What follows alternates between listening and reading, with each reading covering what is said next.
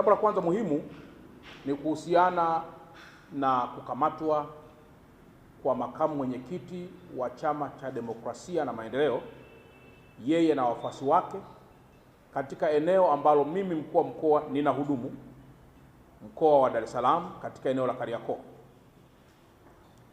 Imetokea malalamiko yaliyoletwa na chama hicho kuonyesha kwamba jeshi la polisi limetumia nguvu kubwa sana kuweza kuoppress. Naomba nifafanue jambo moja, ndugu waandishi wa habari, kwamba ifike wakati sisi kama Watanzania tuwe very serious na tunachotaka kukifanya. Mkoa wa Dar es Salaam ni moja ya mikoa very sensitive, na kwamba huwezi kuamua kila mahali kuwa ni eneo la siasa la kufanyia mikutano ya hadhara. Tumekwisha zungumza mara kadhaa kwamba eneo la Kariakoo ni eneo ambalo ni la wafanyabiashara na ni eneo ambalo lina attract wafanyabiashara kutoka pande nyingi za Tanzania na hata nje ya Tanzania ili kuja kufanya biashara kwenye maeneo hayo.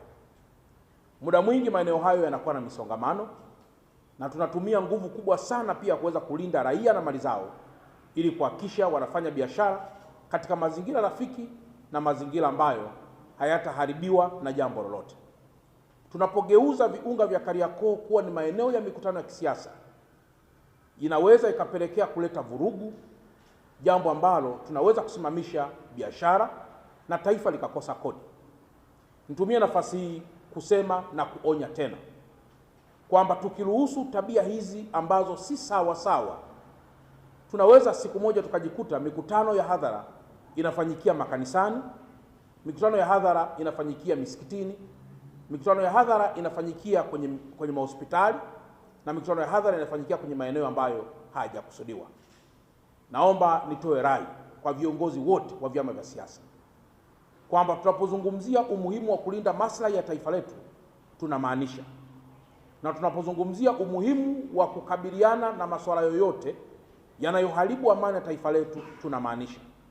Na kwa mantiki hiyo, muda sio mrefu tutatoa taarifa rasmi kuhusiana na maeneo yote ya msingi ambayo hayaruhusiwi hata kidogo kuweza kufanyia mikutano ya hadhara.